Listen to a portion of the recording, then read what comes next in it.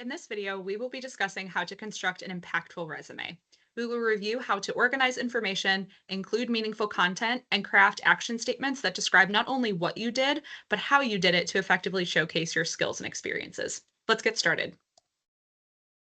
So this is a sample resume, which includes several different types of sections, which we'll review more in depth as we go along. To get started, it's important to consider how we organize and order our sections. You want to list your content and sections in order of importance to grab the reader's attention. You may include all or some of these sections in your own resume. So those different sections would include a heading, perhaps a professional summary. These are optional and more common for upcoming graduates or alumni who have a couple of years of postgraduate experience. Education, several different types of experience sections, campus and community involvement, and skills. Starting off with the heading, this is kind of the foundational basic information that you want to include to showcase to the employer who exactly they are reading about. So some of that information that you would include in that heading would include your name, a city and state, email address, phone number, and perhaps a LinkedIn URL. For seniors and alumni, be sure that you're using a professional personal email address because eventually you will lose access to your Xavier email after graduation. First year students, sophomores, and juniors, feel free to use your Xavier email, but we encourage folks who are coming up on the end of their academic journey to start to use a personal email address that is not a .edu email because again, you will lose access to that after you graduate. For the format of this section, this will be the top of the page, the first section listed, and your name should be the largest on the page. It can be anywhere from 16 to 18 point font, again, to really make sure that that stands out to whoever is reading it. Next, going into your education section, this will likely be the next section listed on your resume after your heading. We're not going to go into detail about the professional summary, again, because that is a little bit more nuanced to graduating seniors or alumni, but your professional summary would come after your heading if you choose to include one, then followed by your education. We do recommend listing your education before your experience sections because your education is likely your most significant undertaking and relevant asset at this point in your professional career. And by putting it first, you're showcasing readers your academic focus and your major, which is often what employers and recruiters are looking for first in student candidates for internships or for entry-level roles. So in that education section, that will include the type of degree you're earning, your major, your expected graduation, your institution, the city and state of the institution, and if you have any minors, this is where that would go as well. In this section, you'll also see that the student has a study abroad experience. If you have a study abroad experience, it can go either in your education section or you could create a separate study abroad section. First year students and sophomores may also include their high school in their education section, but it should be phased out near the end of your sophomore year to save up room for other valuable experiences that you're gaining while at Xavier. Some tips for your education section. You want to be sure that you are listing your full degree type. That will either be a Bachelor of Science, Bachelor of Arts, Bachelor of Science in Business Administration, or a Bachelor of Science in Nursing. A note here that your major is not your degree. So you are not earning a Bachelor of Marketing, a Bachelor of Sport Management. You're earning a Bachelor of, and then again, whatever your specific degree type is with a major in, and then whatever your major is. The caveat here is the nursing. You are earning a Bachelor of Science in Nursing, a BSN degree. So just a little note there that your major is actually your degree if you are a nursing student. You list your expected or anticipated graduation as the month and year that you're expected to graduate, as opposed to listing the month and year that you started to present. As we get further into talking about the other different experience sections, you will likely list your start month and year to your end month and year. But for your education, you just list the expected year and month that you expect to earn that degree. An education section can also include some relevant coursework that you've taken that relate to your field of study or to your degree program. You do want to limit these to maybe your top 4 or 5 courses. And again, if you're going to say that they're relevant, make sure that they actually are relevant to what it is that you're applying for or to the field or focus area that you are wanting to go into professionally.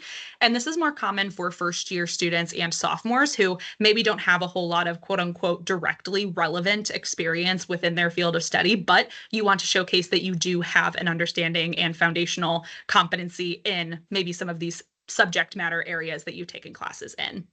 In your education section, you could also list any academic honors or scholarships that you've earned. For example, scholarships that you have competed for, applied for, and won, or if you are on the dean's list or anything like that, that would all go in the education section.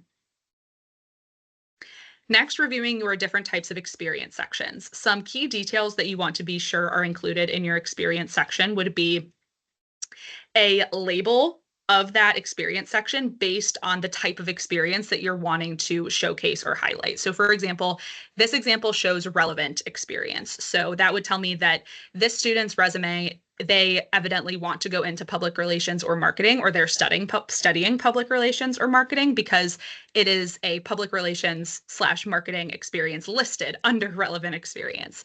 And again, labeling those sections by type of experience could include a variety of labels. It could be relevant experience, professional experience, internship, leadership, student athlete, client project, or a specific type of function worth of experience.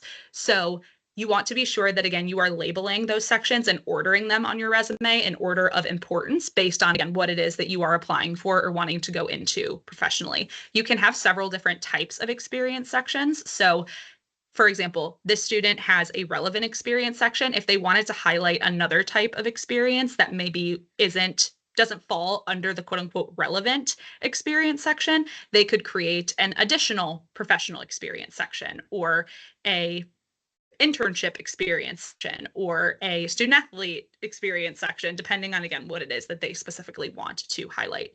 All that to say, it is okay to have several different types of experience sections to make sure that you're highlighting the experiences or jobs or internships that you are coming in with first and foremost top.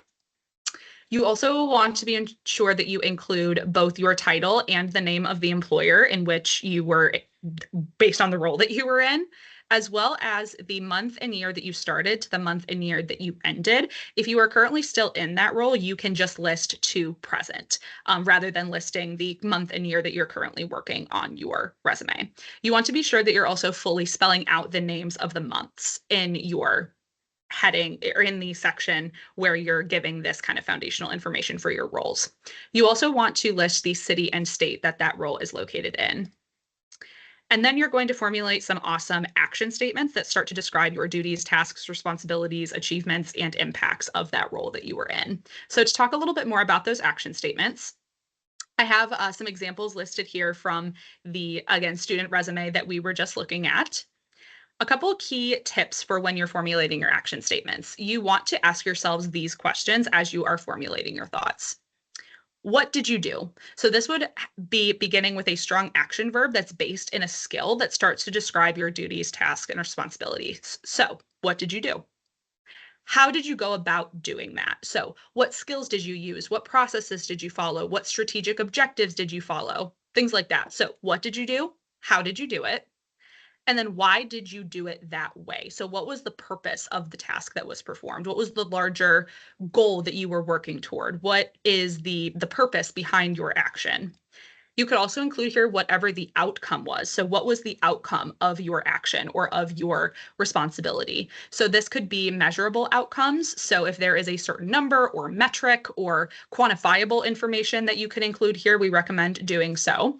So some ways that you can quantify, again, we recommend on a resume that is a world of words, numbers, digits, numbers really stand out. So including numbers wherever you can indicates to a recruiter or whoever is reading your resume, it helps provide scope and scale of the work that you have done and accomplished and are able to handle, and also the impact of that work that you have done. So some ways to quantify, some questions that you can ask yourself: how often, how many, percentages of efficiency improved, satisfaction ratings, sales metrics, etc., timelines of projects, or monetary figures such as sales and revenue, cost reductions and savings, things like that. So this is just a basis for when you are formulating these action statements. Start simple. You don't have to go into all of this kind of fancy language and kind of get super creative right at the start. Start simple. Start very simply with what were the tasks, duties, responsibilities, actions, achievements of your role. Then, as you continue to build them out, these are the types of questions that you would be asking yourself. So again, the what did you do, how did you do it, why did you do it, / the outcome, that would all be included in one action statement. So the formula for a single action statement, what plus how plus why / outcome. A couple of other little notes here to consider as you're formulating your action statements. You want to be descriptive yet concise with your language. So we're not writing a whole paragraph, we're not writing a short story for an action statement, but we do want to be sure that we are including those keywords and those details and those strong action verbs.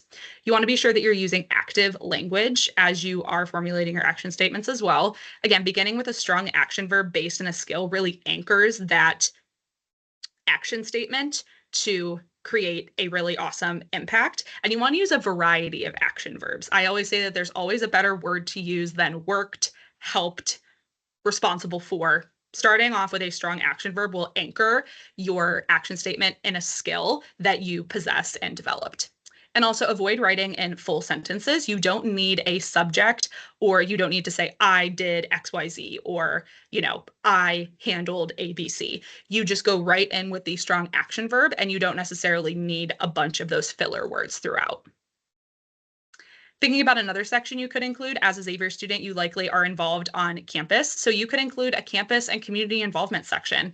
This here can highlight, again, not only how you are getting out into the campus community, but also maybe the greater Cincinnati community as well. If you do any sort of volunteering or you are involved in any sort of campus clubs or organizations, this is a cool way to kind of showcase your hobbies and personal interest areas without explicitly listing them on your resume in a hobbies or interests section. Hobbies and interest sections are not included on resumes anymore. They're not necessary for taking up that valuable real estate on a resume. Those types of things will likely come up in later conversations. But again, a way that you can kind of say your hobbies and personal interest areas without explicitly saying it is by showing what you're involved in and what you spend your time doing. So some tips here. You would want to include the title and name of the club / organization and the dates that you were involved. Also, you could list this as an experience section if you hold a leadership position. So for example, if you were the president of a club or organization, or a secretary or a treasurer, and you want to highlight the specific role that you held because you find it valuable and want to showcase those skills, you can label that in a different experience section and format it the same to have those action statements then they're followed. And then list this section as involvement as opposed to extracurriculars. Extracurriculars is a term that is more so used with high school level experiences, whereas involvement, it elevates the experience a little bit. It has a little bit more of a mature tone than extracurriculars. And again, I mentioned this a little bit earlier, but this is an opportunity for you to showcase your personal interest areas without explicitly listing those hobbies or interests. Next is a skills section. So you'll see here some examples we have is a Google Analytics certification, some social media marketing tools, Microsoft Excel, and mentioning that this student is bilingual in both English and Spanish. So some tips for a skills section. A skill section on your resume should be reserved for technical or hard skills. So these skills are specific teachable abilities and technical knowledge, typically acquired through some sort of formal training, education, or on-the-job experience. It is learned abilities and learned behavior.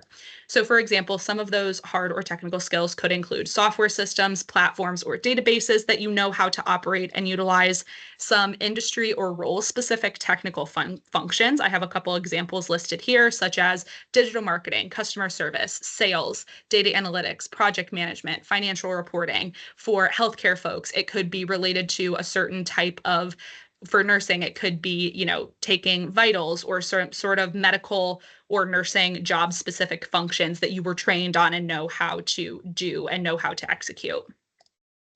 It could also be languages. So we recommend only including a language proficiency if you are at minimum conversational level. Or if you're higher, you can definitely list those as well. Make sure that, again, you indicate that level of proficiency if you do list a language on your resume. Skills can also include certifications. So you would likely label this section skills and certifications. You would include the name of the certification, the administrator of the certification, as well as the month and year that that certification was obtained. You do not want to include durable skills explicitly in your skills section on your resume. So skills such as communication, teamwork, organization, problem solving, those are more so your professional attributes that you bring with you as far as how you organize yourself, how you interact with others, how you carry out your work. It's your approaches to your work as opposed to those technical skills or those abilities that will allow you to do your actual job. So wanted to make a highlight of that there. Here, I have included the top attributes that employers seek on a candidate's resume per the National Association of Colleges and Employers Job Outlook from 2024. You'll notice here that a lot, if most, if not all of these, are those more durable skills as opposed to those technical skills. And you might be asking yourself, well, if these are the top attributes that employers look for on a resume, and I'm not supposed to list them in a skill section, what am I supposed to do with them? How am I supposed to get those onto my resume? This is where you can incorporate these terms, these phrases, these skills into your action statements. Remember how we talked earlier about when you're formulating your action statements, you want to talk about how you performed that task or function. This is exactly what we're talking about. So what skills did you use? What processes did you follow? What attributes were you able to leverage to accomplish that task, right? So incorporate these specific types of attributes and more durable skills on your resume in your action statements. Show how you utilize and develop these skills as opposed to telling me that you have them in a skill section. Think when it comes to skills, technical skills, yes, you can list in a skill section explicitly. With soft skills or with durable skills, show me how you utilize them or how you've developed them in your action statements that you craft. Some additional considerations as you are compiling your or constructing your impactful resume. List your experiences in reverse chronological order. So within sections, you want to list your most recent or present experiences first, followed down from there. So any role that you currently have or hold, that would be listed first, then your next most recent, then your next most recent, all the way down within the same section. You do want to keep your resume to one page. This is standard for college students and recent graduates. A second page is acceptable for those with extensive experience. Usually, if you have 5+ years of professional experience, that is when a second page would be applicable. There are several ways that you can save space on your resume, such as adjusting the font size, adjusting the margins, adjusting your font type as well, or maybe even adjusting your spacing. It is a really great problem to have so much information on a resume that you need to cut some things out. We recommend always having a master resume with anything and everything that you have ever done to just kind of keep like a running list of your previous experiences. But your resume that you're using to submit for jobs and internships should be really tailored and focused and specific to what is most relevant and current for that role that you are applying for. So standard one page. When you are applying for jobs and internships, you have the opportunity to do some keyword optimization. So this is when you incorporate some language from the job description into your existing action statements to showcase similarities and alignment with what they're looking for with what you have. Now be careful with this. Don't go too far into, doing whole lines or whole big clusters of phrases, but pick out maybe a couple action verbs, subject matter nouns, softwares and technologies that are mentioned, and incorporating them naturally into your resume so that, again, you are optimizing those keywords so you show up as a good match for that role or for that internship opportunity. A couple of things to avoid on your resume. This detail will be covered a little bit more extensively in the advanced resume writing tutorial, but in general, you want to avoid columns, tables, icons, headshots, and other images and excessive color to make sure that your resume is applicant tracking system friendly. The focus or the highlight of your resume should be on the content and all of the awesome, impactful language that you're using rather than on making it look super flashy and kind of unique with a bunch of different columns and pictures and tables going on. We want to make the content the shining star of your material. A couple of things to do before submitting your resume. First, you want to be sure that it is completely error-free. Attention to detail is huge, and you want to be sure that you give your resume a once, twice, even 3 times look over to be sure that there are no errors and that all of your formatting is super consistent. So I kind of got ahead of myself there. That's our third point, is to have consistent formatting and structure across all of your entries. If you're going to put a period at the end of each of your action statements, make sure that there's a period after all of your action statements. If you're going to completely align all of your dates, make sure that all of them are in line, things like that. Going back to number 2 here, 10 to 12 point font is standard, and making sure that you're using a simple, legible font. So a couple of those would include Calibri, Arial, Times New Roman, Georgia, or Helvetica. Have your resume reviewed by someone other than yourself. So that could be a mentor, the career development office, or maybe even a faculty member that you have formed a relationship with. Having a couple sets of eyes on your resume can help you detect errors or seek clarity or phrasing from somebody that isn't yourself. At the end of the day, it is important to be sure that it is your words or it is your work that you are submitting, and also that you feel comfortable and confident with your application materials. So yes, while having it reviewed is definitely recommended and encouraged, be sure that at the end of the day, you yourself are confident with your materials. Making sure that you name your resume with a simple, clear name. I have an example here of perhaps your first name, last name, dash resume. So an example here, Allison McAdams dash resume, or it could be A McAdams dash resume, resume dash McAdams. Something just, again, that is super descriptive and clear as to what the document is and whose it is. And making sure that whenever you are submitting your resume in an application or even sending it in an email or physically printing out a resume to physically hand it to someone, always save and submit as a PDF and not a Word document, because that will lock your formatting in place and it'll avoid any sort of kind of weird errors happening from submitting a resume and then formatting getting all jumbled. So be sure that you complete these action steps on this to-do list before ever submitting your resume.